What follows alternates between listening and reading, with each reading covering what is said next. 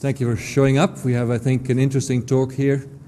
My name is Frank Rijsberman. I work with Google.org, and it's my pleasure to introduce Bjorn Lomborg here to you. Bjorn became very well known for another book, The Skeptical Environmentalist, that many of you may have heard of, that I think maybe somewhat to his own surprise led to lots and lots of debate, on the back of which he was able to start a very interesting initiative called the Copenhagen Consensus, which has as its basic premise that the resources we have to do good, if you like, are limited, so it actually makes a lot of sense to prioritize our choices. Now that leads right into what I consider one of the more interesting debates on development and environment that we have today, with some people like Jeffrey Sachs basically arguing what we should do is increasing the amount of resources, and there are so many other pots of money that we could in a way transfer money in from, whether it's people chewing gum or the defense budget or so. And somewhat on the other side of the issue are people that say no, resources are always going to be scarce, and therefore it makes a lot of sense to prioritize where we're going to put our dollars. And out of that process, the Copenhagen Consensus, I had the pleasure to participate in that because I wrote one of those challenge papers, and I was grilled by that panel of Nobel Prize winners that Bjorn put together. Came this quite surprising conclusion that climate change shouldn't maybe be first on the priority list, but possibly relatively low. That led to another very interesting lot of sort of publicity and debate. And Bjorn took up the people who didn't like that conclusion and explained it in a way in this book of why that would be. And I hope that he will explain it to us and then engage you in a debate around these issues. And I look forward to that very much. So, Bjorn, please. Thank you very much, Frank. Thank you. Well, I'm going to give you the very quick lowdown. I understand we have 30 minutes, and I'm just going to talk about one of the most important issues in the world. So I'll do it fast. Hopefully that'll also mean you don't actually have to read as much of the book, but at least it'll give you a sense of the idea. Frank already gave away the first slide. I'm happy you didn't give away all of them. But basically the idea that we need to have a sense of proportion. If we believe something to be true that's vastly exaggerated, it's unlikely to make us make good policy judgments, because at the end of the day, we have to get down to the point of saying there are many problems but not enough money. So we got to have a conversation about how should we spend that money. And that's the one I want to engage you in, specifically, of course, with respect to climate change. My idea simply, and this goes for all environmental discussion and quite frankly for all public spending, it's unlikely that we make good judgments if we are scared witless. If somebody comes up to you and put a gun to your head and say, give me your wallet, you don't stand around and think about alternative uses for your money. Right? And it's like, oh, would I rather buy a toaster or something? You just hand over the money. And that's my point, that we need to say, to the extent that this is not true, that for instance, climate change is not a catastrophe, but a problem, we need to know, because that's definitely going to impact how we're actually going to deal with climate change. So basically, I'd just like to engage in this discussion. How should we deal with climate change, and what should we do? This is the discussion, of course, that Al Gore has also been very prominent in. This is from when both Al Gore and I gave a presentation to Congress. This is the second before he realizes who I am. But the point, of course, being that we need to have a sense of how should we think about climate change. Again, this is a huge and complex issue. I'm going to shorten it very dramatically and just make four, I hope, important points. The first of which is that global warming is real and it's man-made. Let's just be very clear about this. This is not a hoax. This is not a left-wing conspiracy of trying to tax man to death or something. This is for real. Global warming is real, it's man-made. So let's just get a sense of this. I think we should thank Al Gore for having it put on the agenda, especially, of course, in the U.S. He's moved a lot of the U.S. away from the, oh, it's all a hoax. And I think we should thank him for that. I would argue that our best information on global warming comes from the UN Climate Panel, the so-called IPCC. The likely temperature rise that we're going to see over the century is estimated around 5 degrees Fahrenheit. This is the central scenario, the A1B scenario from the UN Climate Panel. It could be larger, it could be smaller, and it's important to say that that, of course, would very naturally mean if it's larger, the temperature rise is larger, we should do more. If it's lower, we should do less. But it's still within the same range, and that's why I'm simply going with the central estimate. And it has the obvious implications of if it turns out to be worse or if it turns out to be less bad than the central estimate.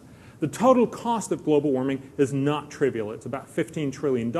That's certainly a number that ought to make most people sit up straight in their chairs and think hard about how should we deal with this. On the other hand, we also need to get a sense of proportion. This is about half a percentage point of the net worth of the 21st century. This is not the end of the world. This is not the defining moment of the 21st century, but it is a problem in the 21st century. And that's why I think it's incredibly important we understand we need to have a conversation about what should be our smart strategy to deal with climate change. So the point that I try to say in many ways is simply to say it's not a hoax, but it's probably not a catastrophe either. I'll get back to that and try to explain to you why that's not the case. It is a problem. I mean, I'm trying in many ways in this book to stake out what I think is the missing middle ground in much of this discussion, that it's one of the many problems we need to fix in the 21st century. And that leads me to the second point. So first point, yes, climate change is happening, it's man-made, but also, and that's the second point, consequences are often vastly exaggerated, and that, I would argue, lead to bad judgment and bad calls for policy decisions. And here, unfortunately, Al Gore has a slightly less starring role because in many ways he's also been the proponent, but definitely not by any standard the only one writing this issue. This is one of the quotes, and I'm sure you've seen many of these alike in papers, and we also almost see them daily. This is the Gore claim that this is a planetary emergency, and from the website for the movie, it says, we have just 10 years to avert a major catastrophe that could send our entire planet into a tailspin of epic destruction involving extreme weather, floods, droughts, epidemics, and killer heat waves beyond anything we have ever experienced. I would surmise that most of us have almost grown used to this sort of claims about climate change, that it's calamitous and in many, many different ways. I'd like to take you back a little bit and look at some of these issues. Of course, this is not the only ones. I try to deal with more of the issues in the book, but I would like to give you a flavor of why this perhaps is fairly misleading. This does not mean that any of these things are not correct in the sense that we will probably see more extreme weather, we will see more heat waves, but it's incomplete in telling us what's actually going to happen. And I'm just going to focus on 4 of these issues: heat deaths, sea level rise, hurricanes, and malaria. And let's take a look at each of these and see to what extent the standard version of what we're being told is the only part, or is the best part, of giving us a correct understanding of this issue. The first one is heat deaths. Are we going to see more heat deaths with higher temperatures? Absolutely. We are going to see more heat waves. We are going to see more people dying in heat waves, unless, of course, we do something dramatically about it, which we should probably also do. But yes, with increasing temperatures, we're likely to see more heat waves. We're likely to see more people dying from heat. For instance, for the UK, which is one of the places where we have the biggest studies of heat deaths, it's estimated by 2050 we're going to see about 2,000 more people die from heat waves every year.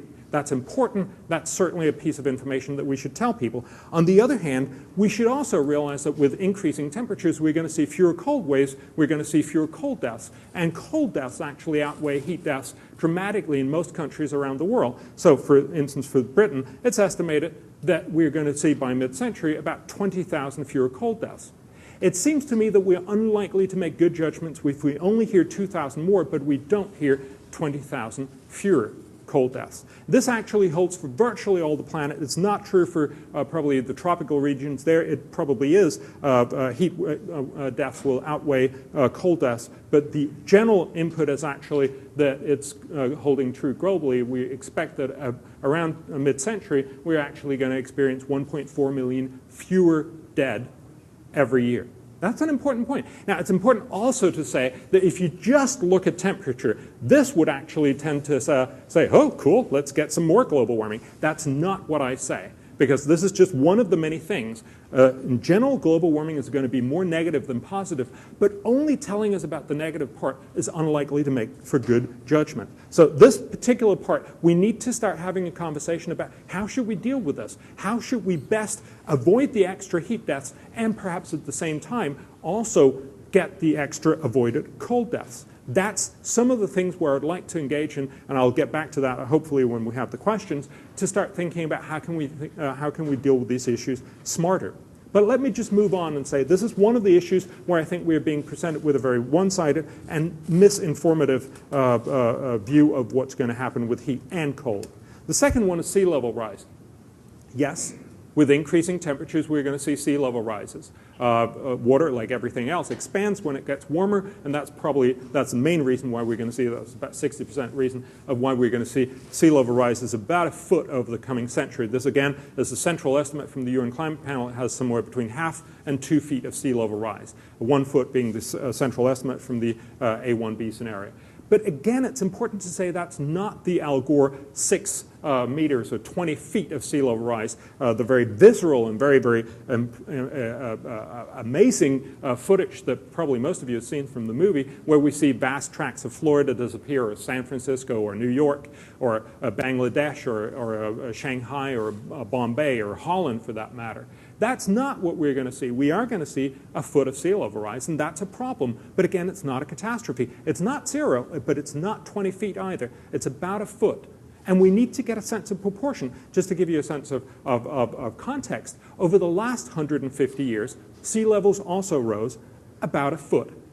Yet it was not something, I would surmise, that we noticed very much. We dealt with it. To give you, imagine asking a very old person who lived through most of the 20th century, it's likely to be a woman, and ask her what happened throughout the 20th century. She's likely to talk about the 2 world wars, the fact that women got the suffrage of women, maybe even the IT revolution. But it's very unlikely that she'll say, oh, and sea levels rose, right? Because we dealt with it. And again, it's about saying, yes, it's a problem, and we would definitely rather not have sea levels rise a foot. But it's not the end of civilization, just like for much poorer and much less technically able civilization over the last 150 years, a sea level rise of 1 foot was not a catastrophe. It's something that we'll deal with. It's a cost, but it's something that we'll deal with. Just to give you a sense of proportion again, right now about 10 million people get flooded each year. If we just assume that we would have more people and we'll have 1 foot of sea level rise, it's fairly easy to see that by 2100, we're actually going to have about 100 million people flooded. This is the typical number that you get. This is also the number from the UN Climate Panel. But it's important to read the footnote to that number. This is assuming that nothing else changes. This assumes that people don't get richer, which we always assume, and certainly also the UN Climate Panel assume, and also assuming that people don't change their acts. Basically, that they'll be standing and looking in 2020 and seeing the waves start lapping up over their feet and saying, ooh, in 80 years I'm going to drown here, but just stand there, which seems probably a little unrealistic. Actually, if we assume, as the UN Climate Panel does, that the average person in the developing world and also in the developed world will get somewhere between 6 and 12 times richer over the coming century, it seems very unlikely that we won't both adapt and also spend more money on trying to adapt to rising sea levels. If we just assume that we'll use the same proportion of our income, not just the same amount, but the same proportion over the coming century, if you run the same models, you actually get a situation where we'll see about 1 million people getting flooded in 2100. And what this, of course, points out is that there's something is very important when you talk about sea level rise, the physical sea level rise, but what is also important is what people actually do about it. Let me give you one example. The Maldives, they're a beautiful place and they're also very iconic for sea level rise problems. If we look at a foot of sea level rise for the Maldives, if we just look at the geodesics, we can basically say, well, with a foot of sea level rise, we're going to flood 77% of the dry land of the Maldives, which will have a huge cost, about 121% of their GDP. Yet, we also know from models that they could safeguard virtually all of that dry land at a cost of about 0.04%. Will they do that? Of course they will. Of course you'd spend 0.04% to avoid a loss of 121%. Like most nations also did the last century and a half. We will actually engage in this. So the point is, just expecting that people will do no change is probably a very bad predictor of what's actually going to happen. Yet they will lose some dry land, but not very much. And the real point here is also, we can actually run the model with 2 different assumptions. The UN Climate Panel has one assumption that says we're just basically going to ignore climate change. We're just going to go ahead and say, let's focus on the economy. It means we'll get fairly rich by the end of the century, but we'll also have fairly high sea level rise, about a foot. We could also envision a nicer world where we worry more about the environment, worry more about climate change. It's a world that's less preoccupied about economics. It'll also a world that'll be slightly less rich. We'll still be much richer by the end of the century, but somewhat less rich. But it'll also have lower sea level rise. It'll have about 2/3 of the income, but also about 2/3 of a foot of sea level rise instead. Now, you would imagine that a world with lower sea level rise at least would mean that the Maldives would get less flooded. But that would actually be wrong, because it turns out that the extra wealth that you lose in choosing the more environmentally concerned scenario actually means that they will be less able to safeguard their territory. We're actually likely to see about 3 times more dry land being lost.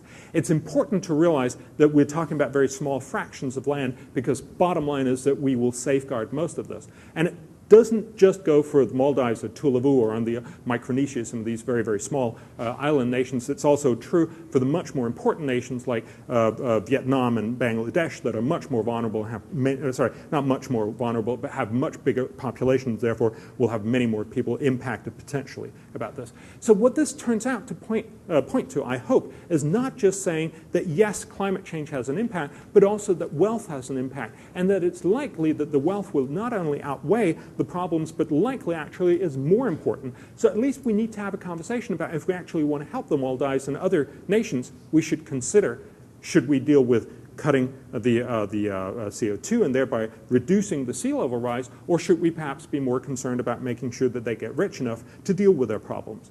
This third one is the hurricanes, the idea that we're going to see ever-increasing cost of hurricanes. That is true. If you look at this graph over the last 105 years of the impact of hurricanes in the U.S., you see a dramatic rise. You see Katrina over in 2005, definitely outpacing the previous record season in 2004, again outpacing Hurricane Andrew in 1992. Do you remember Hurricane Andrew? That used to be a very, very expensive hurricane. Now it's just a rather smaller one. So what we're definitely seeing is this dramatic increase in the cost. A lot of people use this as an argument for saying, see, this is what climate change does. Yet that is very misleading. Primarily, not entirely, but primarily this is caused by many more people having much more stuff and being much closer to harm's way. To put it in one way, if we look at the population of the U.S. over the last century, the U.S. population increased about 4-fold. But the Florida coastal population increased in the same period 50-fold. It's just simply incredibly nice to live where you have a view of the ocean, but of course it's also a pretty dangerous place. And also, at the same time, people got much richer. Actually, what would happen, and this was what some of these researchers did, they looked at what would have happened if all the hurricanes that have hit the U.S. over the last 105 years had hit the U.S. as it looks today. That is saying not just looking at what is the impact of climate change, but also what is the impact of social factors. And this is the picture, and watch for the change in what happens. This is their picture. This is what actually happens. The most damaging hurricane ever for the U.S. is actually the Great Miami Hurricane of 1926, which tore right through downtown Miami and would have caused a damage of more than $160 billion today. But back then, it tore through a downtown that had virtually, it was virtually only sheds. It's probably not entirely true, but it gives the picture of what really happened, right? We have a situation where we've gone from fairly few people with very little stuff to a lot of people with lots and lots of stuff to get damaged. Actually, the Great Miami Hurricane 1926 caused about 2,000 dead, so more than what Katrina did. The second largest was actually the Great Galveston Hurricane in 1900, which was the most deadly hurricane ever in the U.S. history, causing about 15,000 people to die, and only the third biggest was Katrina. And also notice how Hurricane Andrew has gone up dramatically. Actually, the British insurance industry assumed that Hurricane Andrew would have cost about twice as much had it hit the U.S. 10 years later. What this points out is that we have a very predominant signal from human action. That is not to say that climate change, from social factors, that is, we're more people living close to harm's way with more stuff. That does not mean that there's not also possibly a climate signal, although that's much, much harder to actually decode in here. We assume that climate will actually mean that hurricanes will get more ferocious, probably not more in frequency, but probably stronger in their violence. And that will cause more damage. But let's take a look at what's the size of this. Again, if we imagine that climate change would keep getting worse and worse, but the social factors remained constant. That is, that we froze the US as it is in 2007. What would happen by mid-century? Well, we would see increases in the cost of climate damages of about 10%.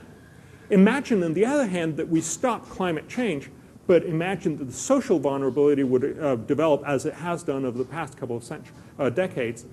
Then, by mid-century, we will see an increase in the damage of almost 500%.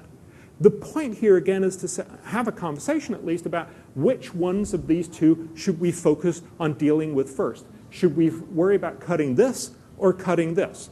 Reasonably, we know that we could cut this, for instance, with the Kyoto Protocol, by about 0.6 percentage points. So we could cut a little bit of the extra damage that we're likely to see by mid-century if we do climate change policies. On the other hand, we know that some of these social policies would be very easy to enact, fairly cheap to do, and could cut this potentially somewhere between 50 and 80%, or that is somewhere between 250 and 400 percentage points. I would argue that would be a much better thing to do first. And to give you a sense, because we don't even have a conversation about how we do that, to give you a sense of what that would entail is to start thinking about what do we know we can do. Well, for instance, we give subsidies to insurance in Florida. That's stupid because we're basically encouraging people to build irresponsibly. Let's stop doing that. Have better building codes. We know that that could probably cut damages somewhere between 50 and 80%. Again, that would be very cheap, and we could also, and we should probably also, have much better enforcement of building codes. We should probably also zone some land and simply say there are some places where people can't move. We should probably also invest in wetlands, for instance, in front of New Orleans to lessen the impact of hurricanes hitting straight on. And of course, we should also improve levees, as we clearly should have done in New Orleans. So the idea here is, again, to start thinking about, we have a conversation that seems so one-sided that any question we ask seems to have the answer, cut carbon emissions. I'm simply saying maybe there are more answers, and sometimes cut carbon emission is the right and the best answer, but sometimes it might not be. So let's just take a look at the last one I promised, the malaria incidents. Yes, malaria is weakly related to temperature. That is, if temperature rises, we're likely to see somewhat more malaria by the end of the century. It's estimated we'll probably see about 3% more malaria by the end of the century. But we've got to remember malaria is strongly related to wealth. Basically, if you're poor, you get malaria and you die from malaria. If you're rich, you don't get malaria, and even if you do, you get cured from it. That's also, of course, why we've seen malaria was endemic in the Little Ice Ages, both in Europe and the US. It was even endemic in the Arctic Circle up in northern Finland. The last epidemic in Holland was in 1946. Italy was only declared malaria-free in 1970. We seem to have forgotten many of these things. That what happened was temperatures increased, but we also got rich, and that, of course, basically eradicated malaria. So wealth is much more important when we talk about malaria than is temperature. And so the crucial question, again, is to say, what do we want to do? Do we want to cut the malaria rate a little bit through climate change policies by the end of the century? Kyoto could arguably cut about 0.2% of the extra malaria that we're going to see by the end of the century. Or should we start worrying about the 100% that we can cut very easily right now? Let me just put that in a graph for you. We know that Kyoto could probably avoid about 1,400 deaths by malaria every year throughout this century. I certainly think we should be a civilization that does that. But I would surmise that maybe we should be thinking about saving 850,000 people first at much lower cost, at about 1/60th of the cost. Or to put it differently, for every person we save through climate change policies from malaria, we could, for the same amount of money, save 36,000 people through malaria policies. I'm simply saying, shouldn't we at least first save the 36,000 before we embark on saving or spending trillions of dollars saving the 1,400 people here? It's, again, a question about getting our priorities right. It's not saying climate change is not there. It's not saying that it's not overall going to be negative, but it's about both saying it's not the catastrophe that we are being told, it's a problem, and also getting a sense of, is our right responses really what we're usually being told? And that leads me to the third option, and I'll go through the last 2 points fairly quickly. The third one being, we need smarter alternatives. Right now, we talk a lot about cutting emissions, which makes us feel good and all fussy and warm inside, but actually does very little good at very high cost. That's not a good deal. Just to show the Kyoto Protocol, which is in many ways the standard argument of what we should be doing, if everybody implemented the Kyoto Protocol, the US didn't and Australia didn't, and if everybody lived up to it, which a lot of the signatories didn't do either, Canada famously so, but also Japan and most of Southern Europe, even my home country Denmark, are having a hard time living up to these conditions. But even if everybody did so, and not just for the next 5 years as the treaty expects, but for the rest of the century, that is a lot of ifs and a lot of fairly strong ifs. If all of that happened, this is what would be the change. The cost of the Kyoto Protocol, if we didn't do anything, we would have seen a temperature development over the next 100 years of about 2.6 degrees centigrade. If everybody had done the Kyoto Protocol, we would have seen a slightly lower temperature rise up to about 2.4 degrees at the end of the century. This is entirely incontrovertible. This is studies from some of the lead authors of the UN Climate Panel report, and everybody comes to the same sort of conclusions. Or to put it differently, the temperature that we would have seen in 2095, we would have postponed till 2100. So basically, the Kyoto Protocol, at its very best, buys the world about 5 years at the end of the century. Not a terribly good investment, and especially at when we realize it cost about $180 billion a year. This is the average of all the major macroeconomic models that have looked at the cost of Kyoto. The EU has just proposed that they're now going to, okay, if nobody else is going to do it, we're going to save the world. That's at least the rhetoric behind it. What they're saying is that they're going to cut their emissions by 20% by 2020, yet the effect will be minuscule at best. It will postpone global warming by about 2 years at a cost of about $90 billion. What I'm simply trying to get us to start thinking about is maybe we're barking up the wrong tree. Maybe we're trying to do something that makes us feel good, but actually has very little effect 100 years down the line. Maybe we not now start to need to think about smarter solutions. And let me give you an example before I move on and say what that should be, because this is very iconic in many ways. This is the polar bear example. Yes, polar bears will be negatively affected by climate change, by the lack of Arctic ice in the summertime in the Arctic. It's important to say that polar bear populations have actually increased fairly dramatically from 1960, but they will go down, although it seems unlikely that they'll go down just as much as we're being predicted by 2/3, simply because, if for no other reason, we'll simply feed them. But let's just go with saying, yes, we will see loss of polar bears. What can we do? And this is the kind of conversation that I think is crucial for us to have. If we do the Kyoto Protocol, we can assume with reasonable assumptions that we will probably save about 1 polar bear every year. Now, that's good, but it seems surprising to me that we have such little conversation about the fact that every year we shoot about 1,000 polar bears. I don't know about you, but it seems to me that maybe we should stop shooting 1,000 polar bears first before we start talking about spending trillions of dollars avoiding 1 polar bear dying.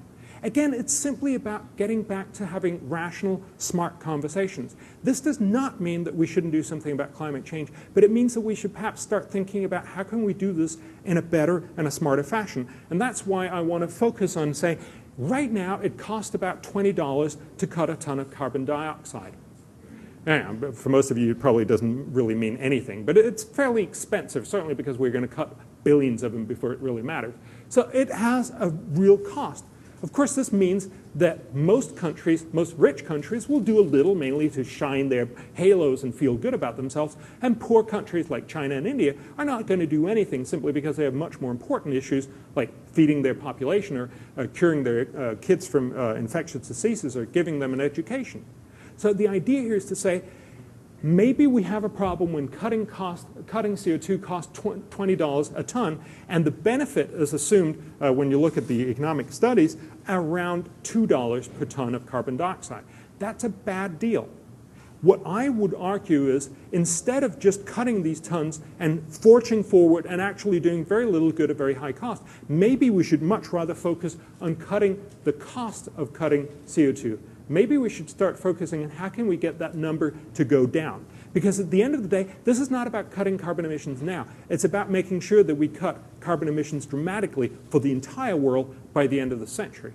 But we'll only get to that point if we get people much cheaper options. And that's why I would argue the long-term solution would much more focus on investment research and development and demonstration on non-carbon emitting energy technologies. What I'm proposing that we should do for Kyoto 2 is, instead of focusing on just cutting more, which makes us feel good but does very little good, let's focus on making sure we invest much more in research and development. I propose 0.05% of GDP.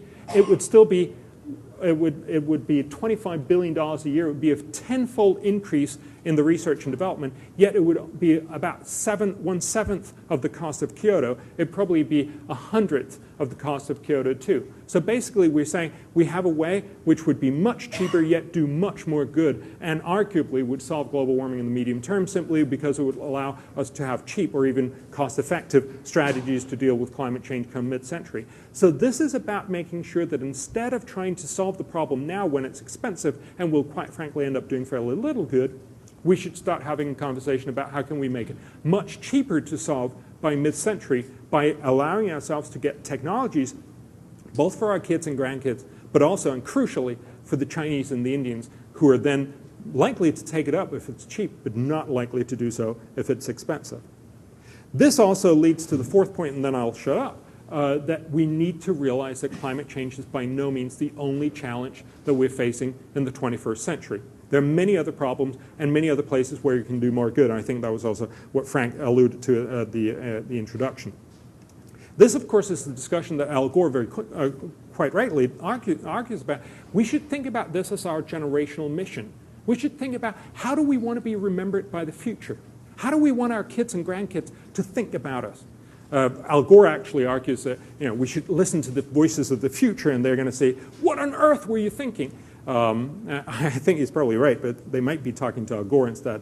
But the point, of course, being we've got to ask ourselves, how do we best prioritize? Al Gore and many others argue we should be spending Kyoto, or even more than Kyoto, we should be spending $180 billion to do virtually no good 100 years from now. I would argue that our kids and grandkids are not going to be very thankful for that.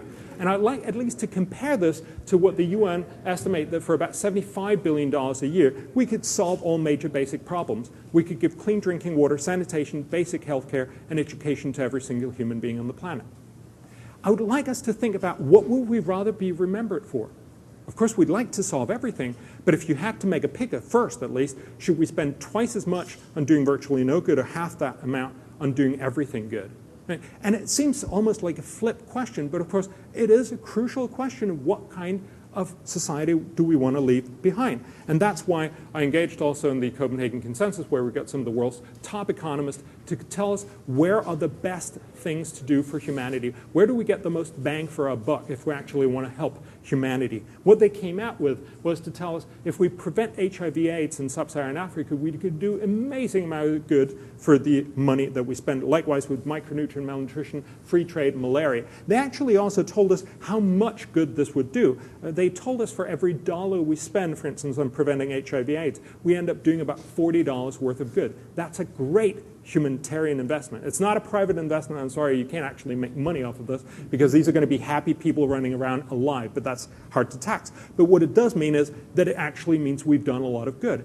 These economists, including 4 Nobel laureates, also told us at the bottom of the list was the Kyoto Protocol. It still does good, but it just doesn't do very much good. It does, they estimate, around 30 cents for every dollar we spend, which is why they call it a bad investment. The point that I would like to make is to say we need to focus much more on these issues in the short term, but we also need to realize we need to find smarter ways to deal with climate change, not the command and control ones that cost a lot and do very little good because they're up front, but much more about investing in research and development. So summing up, yes, global warming is real.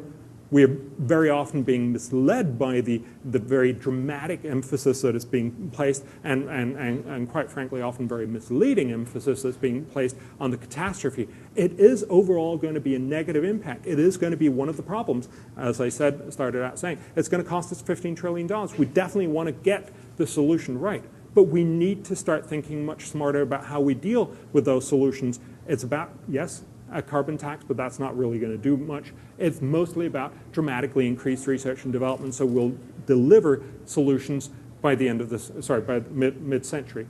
And then we also need to ask the question, how do we want to be remembered?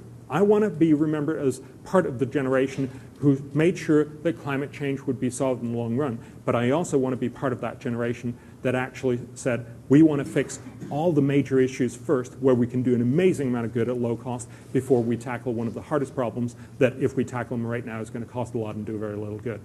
So I'll leave you with that, and thank you very much. I'll look forward to your questions.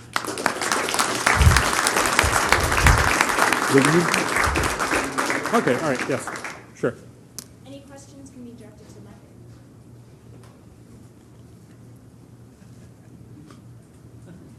Mike. I think they tell you have to go up there, I'm not sure, with the microphone. You have to talk to Mike, apparently.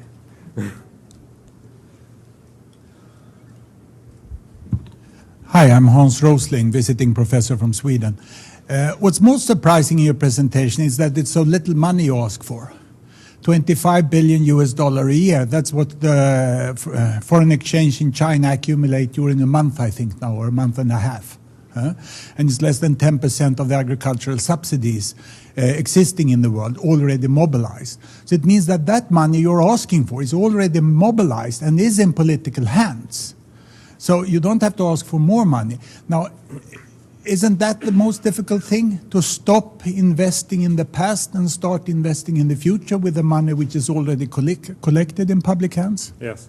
And I think this also underlines, I mean, you're absolutely right. We do a lot of stupid things already in many, many different ways. Part of this, of course, is part of the political process because it's not rationality that's just driving this. This is also farmers who want a lot of money and have a lot of influence. This is also a military-industrial complex that has a lot of influence. There's a lot of reasons why we don't do the right things as we do today. In the Copenhagen Consensus, we have this sort of byword that we try to say, this is not about getting everything right. It'd be really nice if we could get everything rational. But that's unrealistic, I think, to expect because there's many other priorities that are driving the agenda. It's not about getting everything right. It's about getting things slightly less wrong. And so I'm simply trying to argue for let's at least try to be slightly more rational and maybe we can get moving in thinking smarter about this. Yes? Hi, I'm Marius. I'm from Norway, so we completed the Scandinavian trifecta. Is it really all just Danes and exactly. Norwegians and Swedes here? So a lot of arguments you hear allude to the sort of point of no return, that if we don't do enough by a certain time, we're all going to hell and there's nothing we can do anymore. And so if this is really the case, then I would be willing to make a poor investment because it seems like a cost that we just have to bear. And so what do you have to say about this sort of argument? Yes, there are two parts to this argument. One is to say that we need to have more than just the presentation of that it's possible that we could have a point of no return, because you can make that argument for virtually any policy matter. I mean, if you're allowed to think 100 years ahead, you could easily argue, and I think quite reasonably argue, that if we don't do something about HIV/AIDS, you could have a collapse of all of sub-Saharan Africa, which essentially could turn into a terrorist nest. The size, Afghanistan, just the size of sub-Saharan Africa, which could be a pretty dangerous thing for the 21st century, an accumulation of nuclear weapons. You can go along with those scenarios if you want to. So we partly have to have more than just the possibility that this could happen, but an actual probability. But the second part is also to say, I actually argue that my proposal will have more chance of actually doing something about climate change, because look at what we've actually done. In 1992 in Rio, we decided we were going to cut our emissions down to 1990 level by 2000. We overshot that by 12%. In 1997, in the Kyoto Protocol, we argued that we were going to cut our emissions some 5% below 1990 level. Yet we probably are going to overshoot that by almost 20%. It seems unreasonable to me to say, okay, so we've missed this twice and we've done really bad. Let's try for a much more ambitious target. It's just not the right way to go, and that's why I'm saying, even if it was the right thing to say we should do this, you will never get most countries, and certainly not most of the main emitters throughout the 21st century, that is the developing world, China and India and all the others, to get to do this as long as it costs so much. So your theoretical argument might still hold water, although I doubt it, because we know some of these things, and they, for instance, the stopping of the Gulf Stream is not going to happen. But there might still be unknowns out there that could argue for it, but we just don't seem to do this in a political setting. That's why I'm saying it's not only a smarter way to deal with this problem, and as the professor before said, maybe it shouldn't be $25 billion, maybe it should be $50 billion. I'm not saying this is the right amount, but I'm saying it's the right direction that we should be looking at. So at the end of the day, we really have to come to terms both with the fact that we need better estimates for these dangerous tipping points before we can actually use them as arguments for pressuring politics. But even if they were there, they would still be fairly weak, considering our ability to having gotten any political traction on this issue beforehand. We need a different approach, and that's what I'm trying to present, and I actually think that would also do more to alleviate your fear, even if I also say that there's probably more and better ways to deal with the world's big problems. Hi, thank you for coming. My name is Amy. I'm not from Scandinavia. Yes. I wanted to ask you what your response would be to the following criticism, which is essentially my criticism. I feel as though this presentation gives false dichotomies. It gives a dichotomy between the environment and wealth. It gives a dichotomy between the social good and the environment. And I feel as though actually those things are inextricably intertwined. For example, if you worsen the climate, and I think here you're using the lower estimates of the IPCC, which actually already assume that we're mitigating the amount of carbon dioxide we produce significantly. So maybe if we just are doing adaptation, we shouldn't be using those estimates. But we'll suggest that not only do we have a global change of temperature, but we have a change in the climatic patterns, which means that some regions are affected more than others. Those will probably be predominantly poor regions, which are going to worsen the problems that they're already facing, which leads to social conflict, all of those sorts of things. So loss of water, loss of arable land, and you can't just buy your way out of those things. You can't air condition your way out of the heat that is ensuing, because your livelihood is dependent upon the creatures that you feed and eat, and upon the land that you use to do so. What I'm asking is, I think that most environmentalists that I've seen from the IPCC or anyone who's studied this problem suggest that we cannot just adapt. We also need to mitigate the problem. And so they're essentially promoting a two-pronged approach. So what I'd like to understand is why you think adaptation is going to be sufficient when the majority of scientists do not, and how you're getting those numbers of what the actual cost of CO2 is, or benefit of CO2 is. Are you factoring in things like warfare? Are you factoring in things like loss of arable lands? Are you factoring in things such as the cycling or increase of carbon dioxide that might come with trying to increase wealth in these developing nations, or the tundra being defrosting? So, yes, yeah. yes. I think there are more questions in there, but I'll try and answer at least two of them. Your very specific question of saying, why are you only saying adaptation? I'm sorry, because then clearly this came across in the wrong way. I'm saying we should be adapting now, and we should be realizing that adaptation is the thing that will help a lot of people most. But I am saying that we should invest in research and development. So basically, and if I can allow this metaphor, it's not entirely true, but it gives you the sort of flavor. If we have solar panels, which are about 10 times as expensive as fossil fuels right now, rich people will put up a few of them. Notice most people actually only put up solar panels on sloped roofs, because then their neighbors can see that they're good people, right? But the main point, of course, is that you only do this to a certain extent, and you only do it if you're rich in a rich country. You don't do it if you're in a poor country.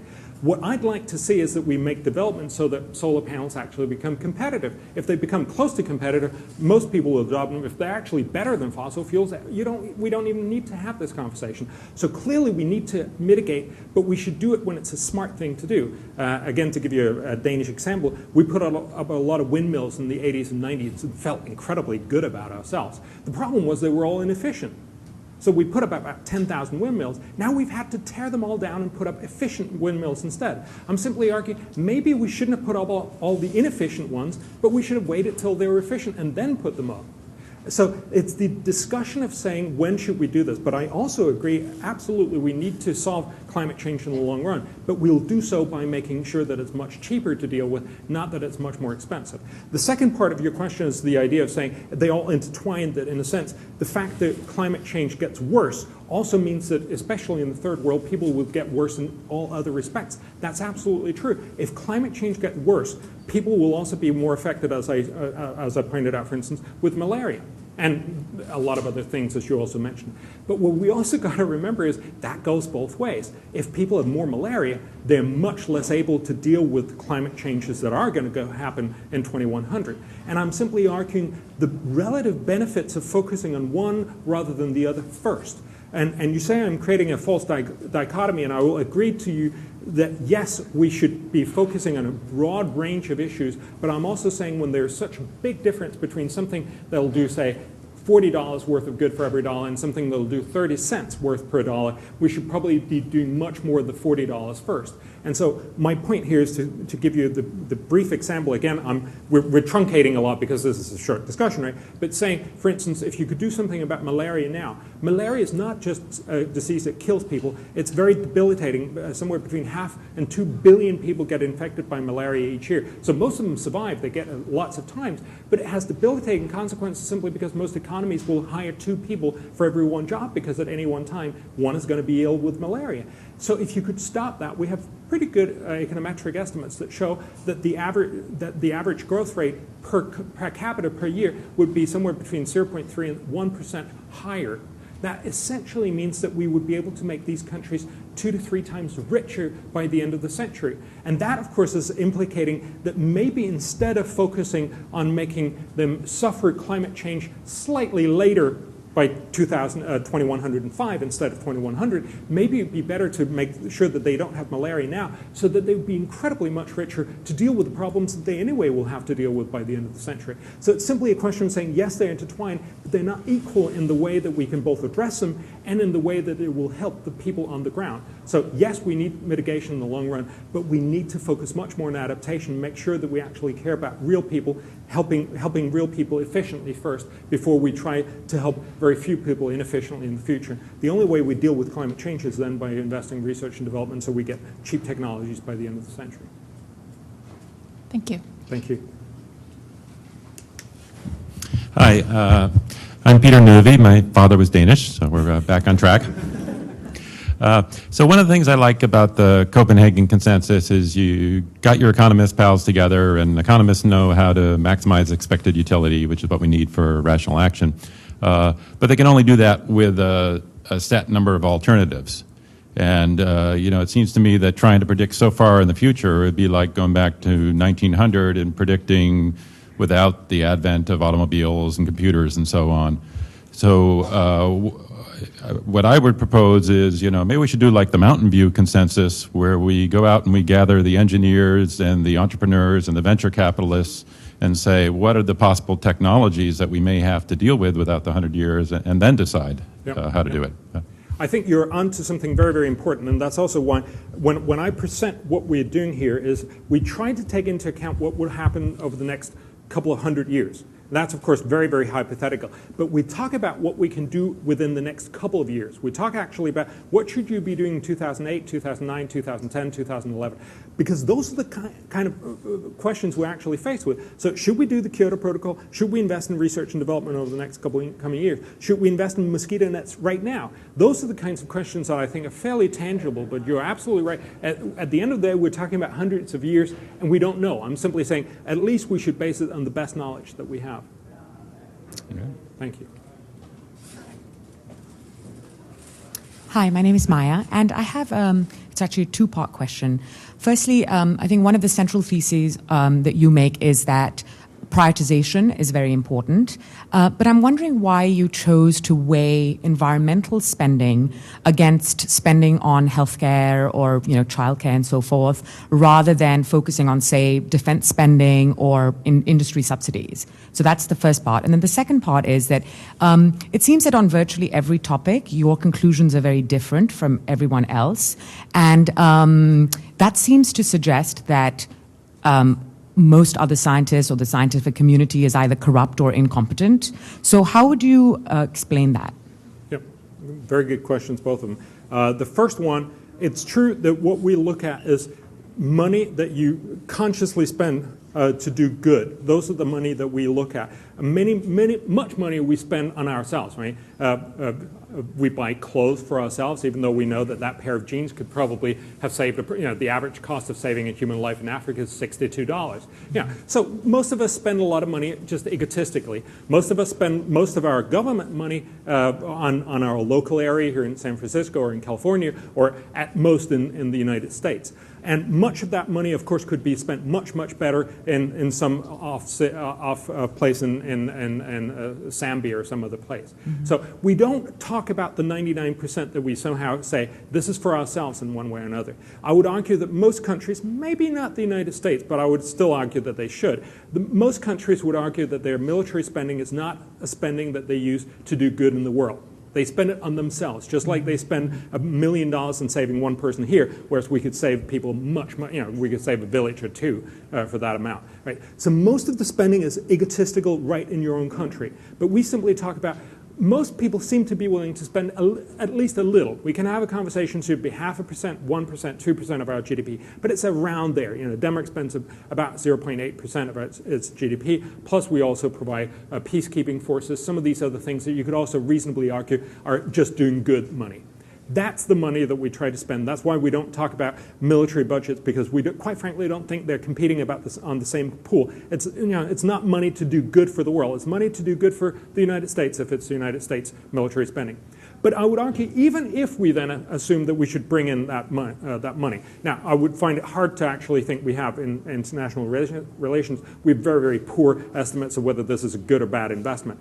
But even if we then assume it's quite clear that the Iraq war was probably not a good idea, if we could wring out $100 billion from George Bush's fist and spend it on doing something good, I would still say, okay, great, you got the $100 billion, but we still want to spend it right.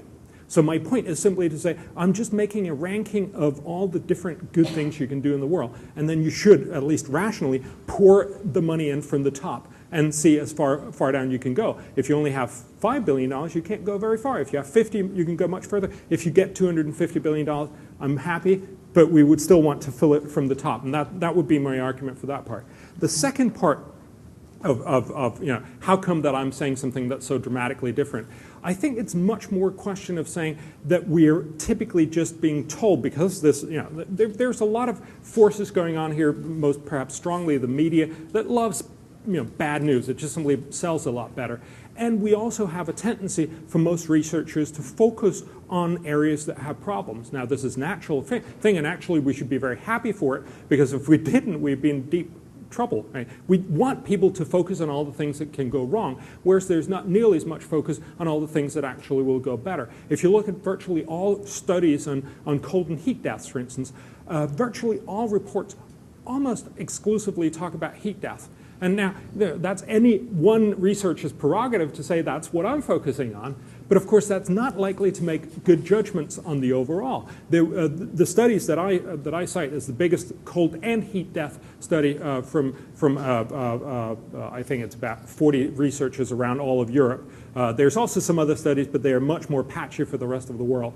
But all over Europe, they did this study for over 10 years and looking at both what are the impacts from northern Finland and Helsinki all the way down to Athens on what are the impacts both of cold and heat. It seems to be more realistic and reasonable to use, but it's just not the typical thing you do, because you either do cold or you do heat death, and not surprisingly, many more people get into heat death because that seems to be sort of the thing that we're talking about. So it's not that we don't know this, but it's just simply a fact of saying it's just not as important. Likewise, when you talk about hurricanes, a huge amount of energy has gone into talking about are hurricanes increasing or not. And the main discussion in the hurricane community is really a question of saying we are seeing increasing hurricane intensity, but the question is this a cause of global warming, or is this because we've been bad at measuring it before? And they're telling us we don't actually know, and we probably not know for the next 10 years. But that's where all the research and interest is, because that's what that's what has the hook in the media. But everyone, most of these researchers, Weber and Emanuel, the two ones that made the big studies that Al Gore cites, and I actually quote that, and I have a longer book coming out in Britain on the same topic, with all the extra footnotes and stuff. I also quote them there, where they basically say, sure, this is an interesting academic study, but the most important thing, of course, is to say that by far the majority of the damage comes from the social factors. They put out a press release. Nobody picked it up because it's not interesting in the same way. So it's not that this is something that most researchers don't know, or they're stupid or incompetent or anything, but it's just simply that that's not the sexy part that we're typically being told. So I would argue that there is a lot of sort of undercurrent knowledge that I think is incredibly important for us to get out there if we're going to make good judgments. Okay. So I guess just my response would be that if in fact people aren't doing this because it's not sexy to do it, it seems that the angle that you've taken, which is to pit environmental spending against spending on other social issues, in a way is perhaps just to be kind of contrarian and therefore get all the attention that this book has got and so forth, that it just almost seems like, just on a personal level, that perhaps it would be more worthwhile to actually take on those larger battles of actually spending, whether it's military spending or whether it's industry subsidies and so forth, which are so kind of grossly unfair, or can quite don't have any controversy around sort of the science behind them and so forth, that's almost like a more kind of worthy cause, And then secondly, with respect to, the second part of my question about the scientists, I guess what you're pointing to is the fact that the interdisciplinary methodology that you've used, or, just the outlook that you have, allows you to kind of come up with some of these conclusions. And again, that I don't have the statistical background or the scientific background to actually say, oh, well, Al Gore is right and you're not, and so forth.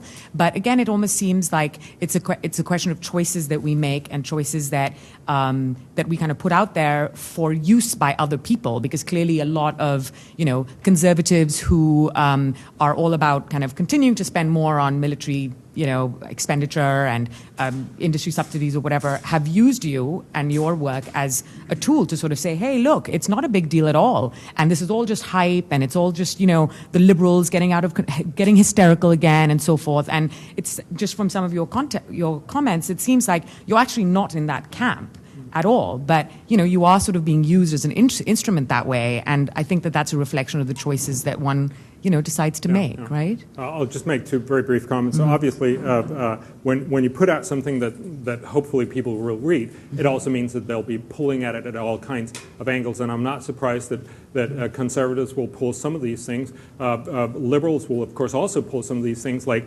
so Bjorn Lomborg supports a CO2 tax, and he says that it's all right, and all these things and that's the nature of political battles. All I can do is to say as loudly and clearly as possible that I'm trying to say both things. I'm actually trying to annoy both liberals and Republicans, and so I hope I've succeeded in that. And the second part is, I do see your point of saying that this is in a sense maybe just a way just getting attention. But honestly, I can only say that that's not my intention to do this. I really do this because I think we have a tendency to focus and over-focus on some issues and thereby under-focus. I don't think necessarily that I definitely think that there are some incredibly important environmental problems, but they're very often very different from the ones that we hear about. And not to put you in the spotlight, but most people don't know what the biggest environmental problem in the world right now is. But it's indoor air pollution.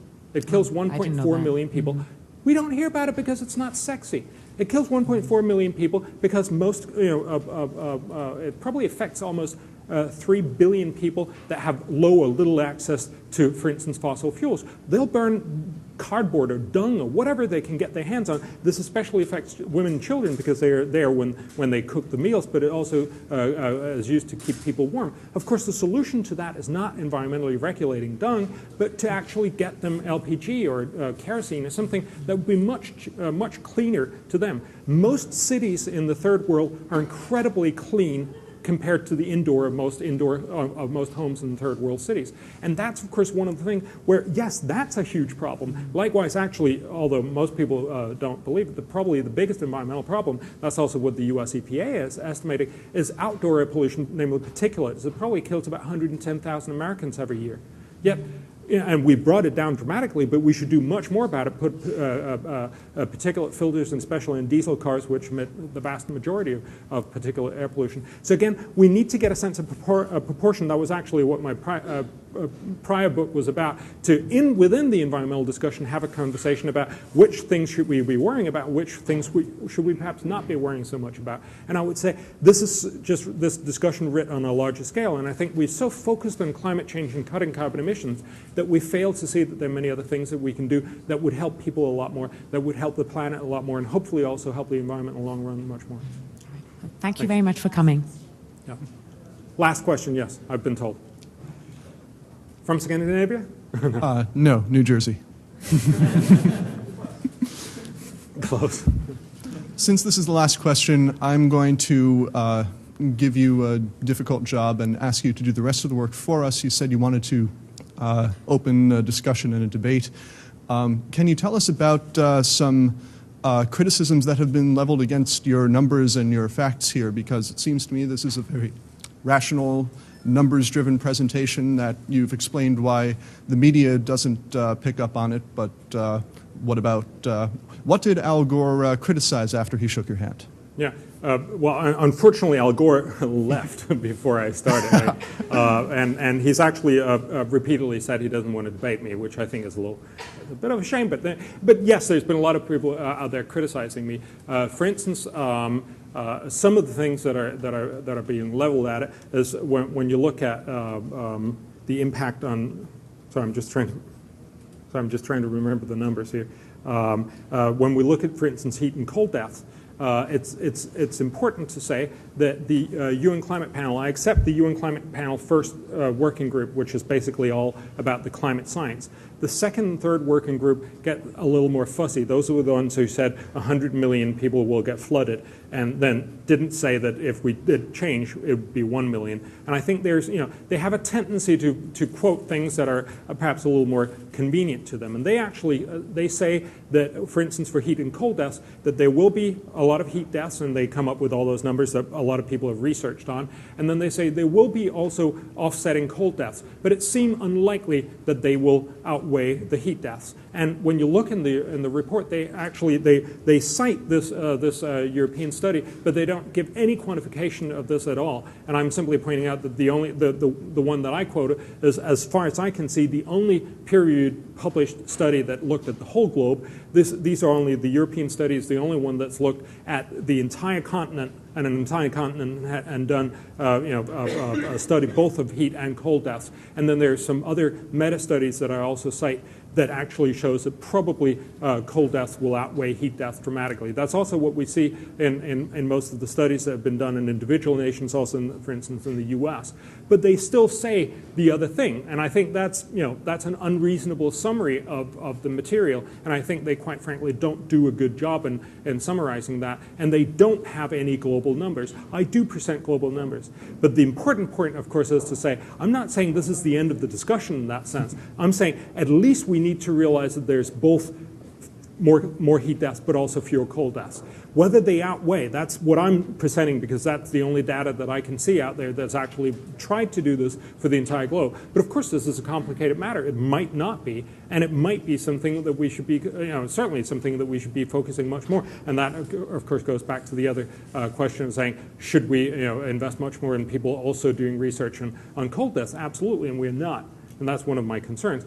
And that goes for a lot of these issues where you can get into this, and I think it's a relevant discussion of saying, well, are you just sort of showing one side of the argument? I am, and I really try to achieve the best data that we have on these different issues. But of course, it's not the only story that's out there. And so I'm saying this, as far as I can tell, is the best that you can describe on all these different areas, but it's not the final discussion. It's it's the best that we know for now. Likewise, when you look at hurricanes, for instance, people will point out we've just seen a lot of criticism has been out there on that point. We've seen that people have come out, and there's actually been arguments that the vicious hurricanes have almost doubled over the last century if you just look at this data. The problem, of course, with those kinds of arguments is that we also know that they have huge data gaps, and that they are actually dramatically dramatically bigger than what even our most pessimistic models can explain. And that's why I'm saying, well, if we look at the peer-reviewed studies, I actually try to compare the relevant importance of the social factors and the climatological factors, you get the kind of numbers that I present. But again, this is not the end of the story, but it's certainly the kind of conversation that we need to have. So, I can also hear now that because obviously when you ask that kind of question, you really have to go into every single one of the numbers, and I'm not quite sure whether I actually did a good job in answering your question, because I sort of went off on all these tidbits, but that's what the conversation will then have to be. If you start going into the direct numbers, it's going to be about, you know, how reliable is this source? How reasonable is it to assume this? How much do we believe in the different studies, given the fact that we very often have poor geographical coverage and so on. So I'm sorry, I'll have to leave you with a perhaps slightly unsatisfying answer, but I mean, I honestly believe that when people have come out, they've certainly had a lot of invective but fairly little substance in their criticisms. Someone told me a long time ago that the Harvard Law School tells people that when you have a good case, you should pound the case, and when you have a bad case, you should pound the table. And certainly a lot of the criticism that is being leveled at me, I would say, have more of pounding the table quality to it, and that, you know, makes me feel fairly reassured because at least I'm making an important point. Okay, in the interest of time, I'll shut up now, and thank you very much for speaking with us. Thank you. Thanks a lot.